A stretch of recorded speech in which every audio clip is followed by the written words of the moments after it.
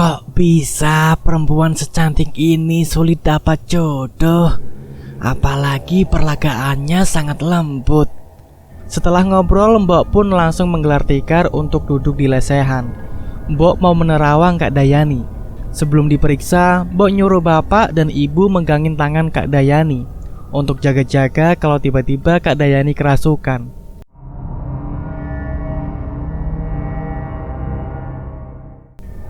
Dalam keadaan dipegang, Mbok nyuruh Kak Dayani natap matanya. Tatap mata Mbok ya cantik. Mbok terus natap mata Kak Dayani. Jadi mereka saling tatapan selama beberapa menit. Saat keadaan yang sudah sunyi, tiba-tiba Mbok kaget. Astagfirullah. Mbok pun langsung melepas tatapannya. Dan di waktu bersamaan juga, Kak Dayani senyum melihat Mbok. Senyumnya segelas saja, yang seolah senyumnya seperti menyudutkan Mbok.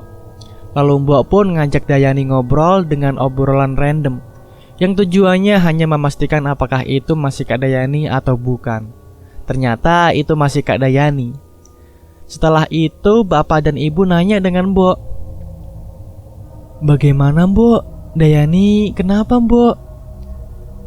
Sepertinya nggak sendiri di tubuhnya. Begini saja, bagaimana kalau besok Dayani diruqyah?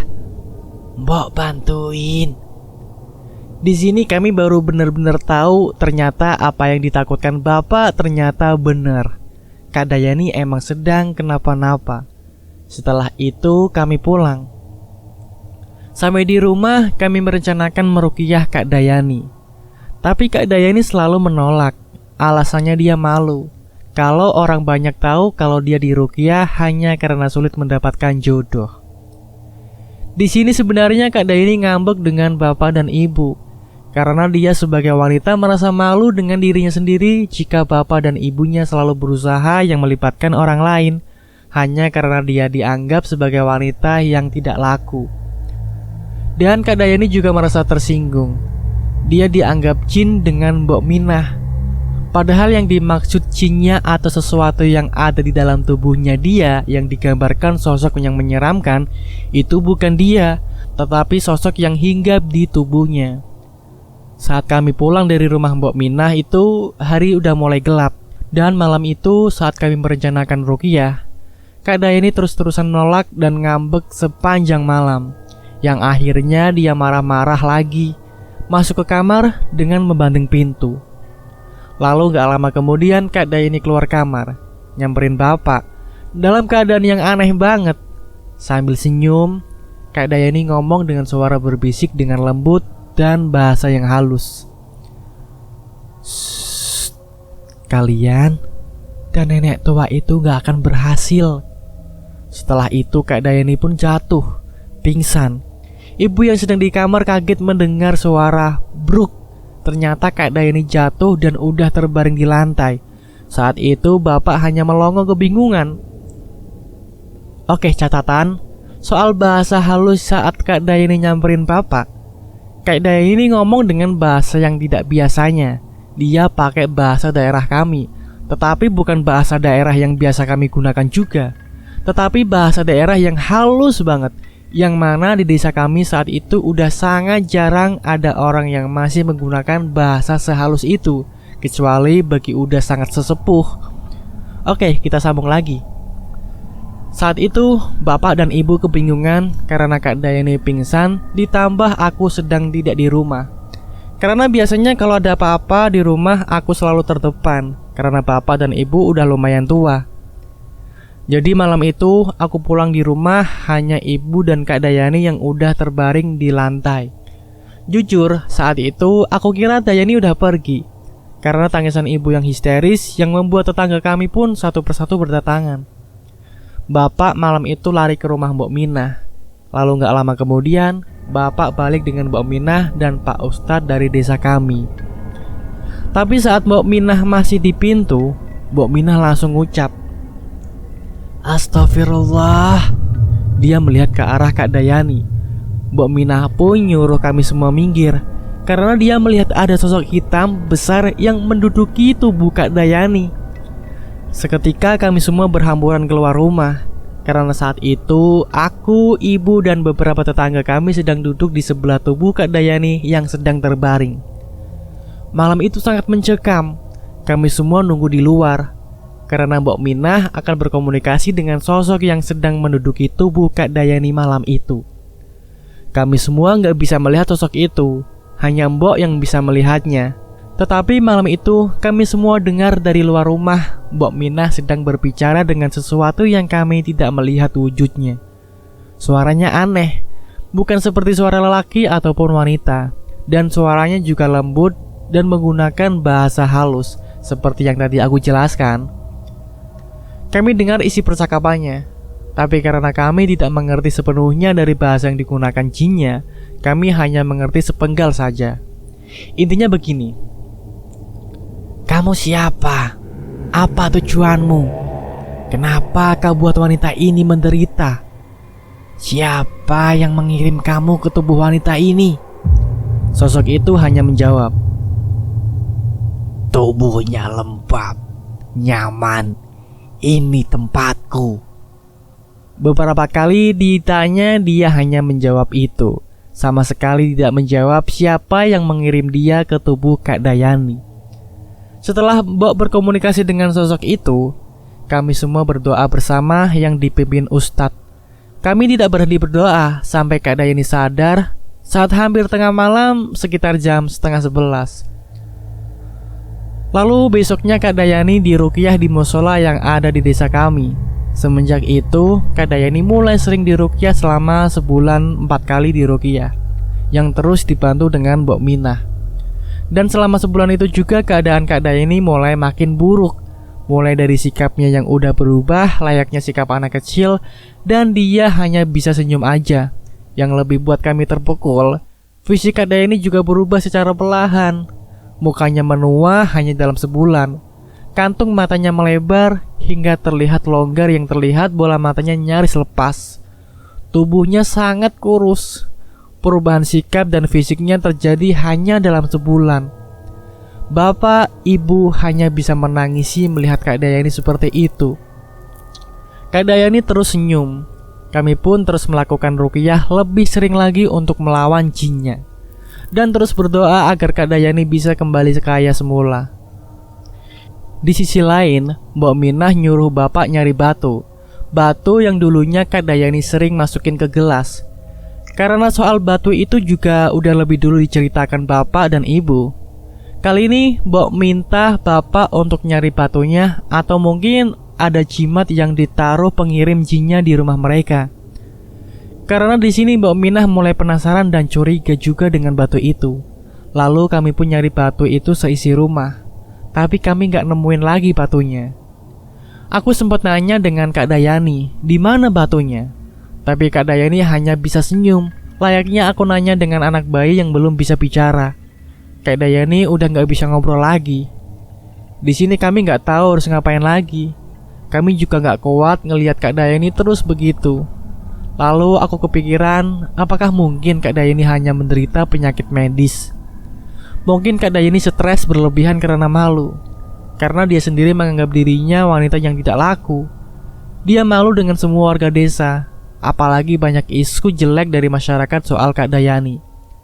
Mungkin karena itu Kak Dayani stres dan ngebuat gizinya juga buruk yang ngebuat perubahan pada fisiknya. Aku sempat berpikir seperti itu. Lalu aku ajak bapak dan ibu ngobrol nyariin mereka untuk bawa Kak Dayani berobat ke ahli jiwa dan ahli gizi. Ternyata bapak dan ibu setuju juga. Singkat cerita, akhirnya kami ngebawa Kak Dayani ke rumah sakit jiwa. Di sana dia ditangani secara langsung dengan ahli jiwa selama kurang lebih setahun dalam masa perawatan di RSJ. Tapi setelah dirawat dalam kurang lebih setahun, Kak Dayani sama sekali tidak membaik, bahkan makin buruk lagi.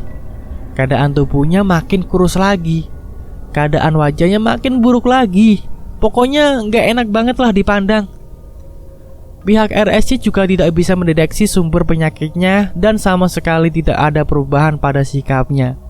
Bahkan pihak juga yang menyarankan kami untuk pengobatan kampung, termasuk pihak medis.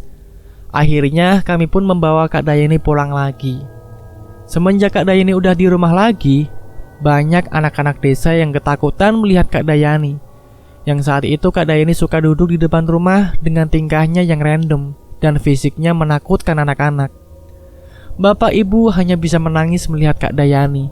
Aku terus melihat ibu menangis. Di sini keluarga kami sama sekali tanpa senyuman. Ada penghalang besar yang membentung senyuman kami, kecuali Kak Dayani yang terus senyum. Hingga di satu titik, kami udah bingung mau ngobatin Kak Dayani kemana lagi. Lalu saat itu temannya bapak menyarankan bahwa Kak Dayani ke Mbah Jiwo, dukun yang dianggap menggunakan ilmu hitam menurut kebanyakan warga di desa kami. Katanya, Mbah Jiwo dukun yang kuat. Mungkin Mbah Jiwo bisa mengusir sosok yang ada di dalam tubuhnya Kak Dayani. Awalnya bapak juga ragu, karena takut musyrik. Lalu bapak kompromi dengan aku dan ibu juga. Kami juga awalnya ragu. Tapi karena kami tidak kuat melihat Kak Dayani terus-terusan begitu, akhirnya kami nekat ngebawa Kak Dayani ke Mbah Jiwo yang saat itu rumahnya lumayan jauh dari desa kami. Sampai di rumah Mbah Jiwo, Kak Dayani langsung memberontak, seperti takut dan benci melihat Mbah Jiwo. Aku pun dan bapak langsung megang Kak Dayani. Karena kami gak kuat, Kak Dayani benar-benar kuat. Akhirnya aku dan bapak ngikat tangan Kak Dayani pakai selendang yang saat itu dipakai ibu. Dalam sekejap, selendang itu pun robek dan putus.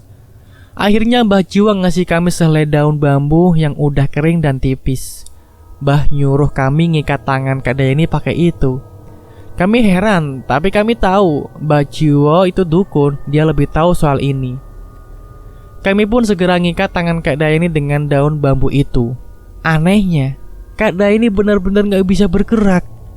Ya, aneh, kami juga merasa aneh soal itu.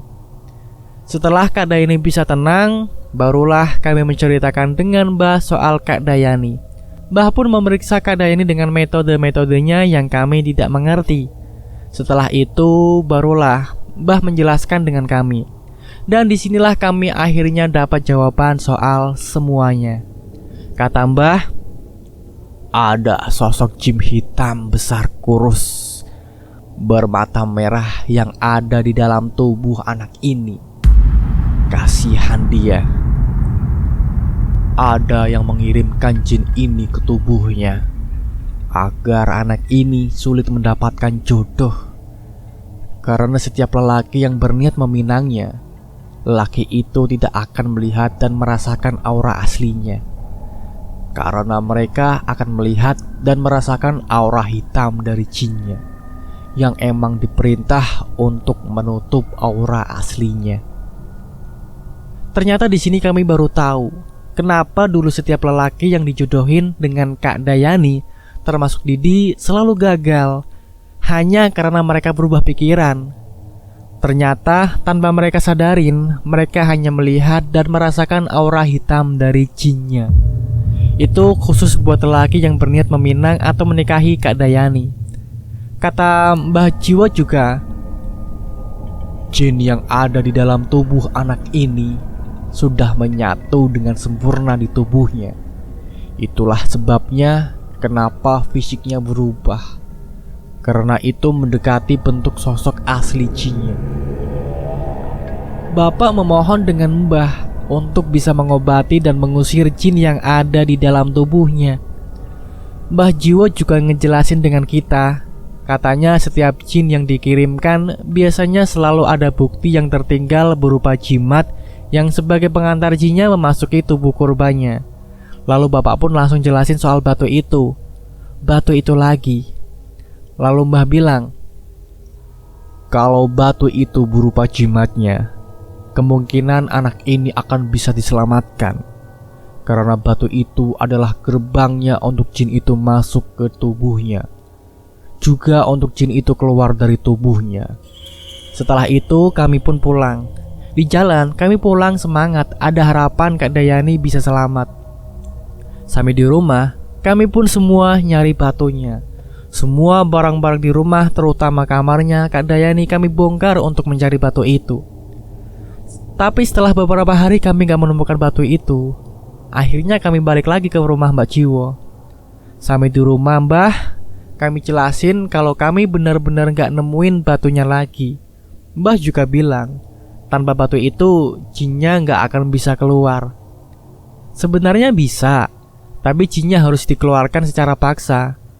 Tapi Mbah Jiwo ngaku gak akan kuat menghadapi jinnya kalau dikeluarkan secara paksa, karena resiko terlalu besar untuk Mbah Jiwo.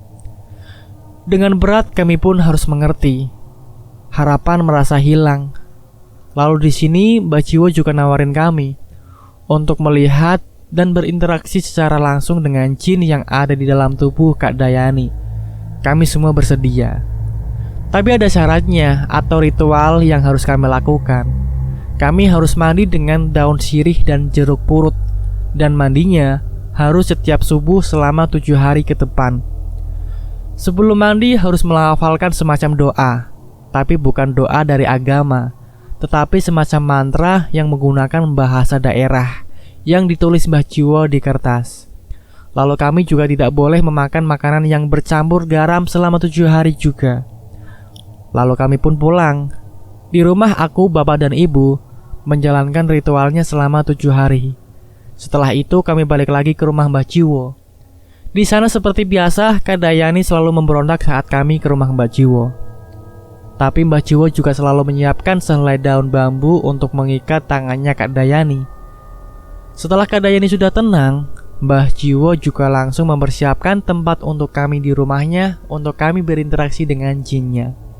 Tapi sebelum dimulai, Mbah Jiwo ingatkan kami. Sebelum memulai ada pantangan yang jangan kalian lakukan. Nanti kalian akan melihat sosok jinnya secara langsung. Dan kalian boleh menanya apapun. Tapi saat berinteraksi, jangan terlalu takut, jangan terlalu marah, dan jangan terlalu sedih. Emosional harus benar-benar stabil. Jika tidak, jinnya akan merasa menang dan akan mendominasi yang memungkinkan keadaannya akan jadi lebih buruk. Dengar itu, aku bergetar, tapi aku memaksakan berani. Lalu aku, bapak dan ibu disuruh duduk berbaris di hadapan Kak Dayani. Setelah Mbah nyuruh kami menutup mata, Mbah pun mengusap muka kami semua dengan kain lap yang basah yang sudah diisikan mantranya Mbah Jiwo. Setelah itu baru Mbah nyuruh kami buka mata. Dan aku dengan jelas persis di hadapanku ada satu sosok yang sangat besar, hitam, dan sangat kurus. Matanya terlihat longgar dan merah. Dia senyum melihat kami semua. Dan bapak pun langsung memulai bertanya, yang seolah kayak ngobrol dengan jinnya. Di sini kami gak bisa memahami semua maksud dari jinnya, karena bahasa jinnya yang menggunakan bahasa daerah halus. Yang kami tangkap atau yang kami pahami, jinnya mengatakan tidak akan bisa dan tidak akan mau keluar dari tubuhnya Kak Dayani. Jinnya juga bersumpah kalau Kak Dayani gak akan pernah selamat. Jinnya mengatakan itu semua dengan bahasanya yang lembut dan halus. Bapak juga sempat nanya siapa yang mengirimkan dia ke tubuhnya Kak Dayani. Tapi tetap jinnya gak mau menjawab, hanya senyum. Di sini kami semua telah melihat dengan jelas persis di hadapan kami jinnya. Setelah ngobrol, kami pun pamit pulang dengan Mbah Jiwo. Bapak dan ibu sangat lemas. Ibu gak pernah berhenti menangis. Setelah ini kami benar-benar pasrah. Kami hanya bisa berdoa dan berharap Kak Dayani bisa kembali. Dan pengobatan dengan Mbah Jiwo adalah pengobatan terakhir Kak Dayani. Kak Dayani gak pernah sembuh lagi, yang akhirnya sampai bertahun-tahun ke depan keadaan Kak Dayani begitu. Akhirnya kakak saya, Kak Dayani, wanita tercantik kami, meninggal dunia pada tahun 2003 di usianya ke-31 tahun. Meninggal secara mendadak. Setelah Kak Dayani pergi, bahkan sampai sekarang kami belum tahu siapa yang tega membuat Kak Dayani menderita semenderita itu. Apakah Kak Dayani telah menyakitkan hati orang lain hingga membuat orang itu menjadi orang terjahat untuk diri sendiri? Atau mungkin itu hanya orang syirik yang sangat kejam tanpa dikaruniain belas kasih sesama manusia? Tapi ya udah melupakan semua kejadiannya. Dan juga udah memaafkan siapapun pelaku di balik ini semua. Kami tidak ingin kembali mengingat kisah ini. Tapi di sini kami hanya ingin membagikan kisah kami. Semoga bisa dijadikan pembelajaran. Buang yang buruknya, petik pembelajarannya. Selesai. Terima kasih buat kalian yang sudah menyimak baik-baik ceritanya dari awal sampai akhir. Terima kasih banget. Dan kita juga butuh nih pendapat kalian tentang cerita ini. Bagaimana? Tulis di kolom komentar ya. Dan terima kasih juga buat sang penulis Payung Hitam yang udah ngizinin kita untuk membawakan cerita yang sangat bagus ini. Buat kalian yang belum subscribe, silahkan diklik dulu tombol subscribe-nya dan jangan lupa untuk nyalakan loncengnya agar kalian tidak ketinggalan cerita-cerita terbaru dari kami. Tetap di Juru Sejarah.